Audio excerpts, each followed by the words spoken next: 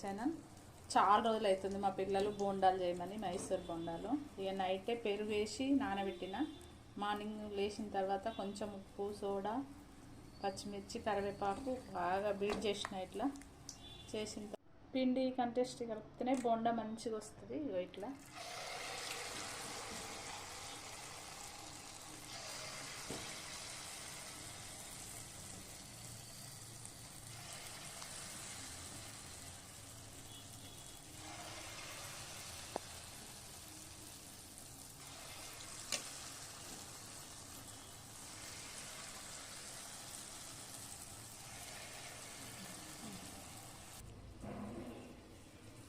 మంచిగా వచ్చినాయి మెత్తగా.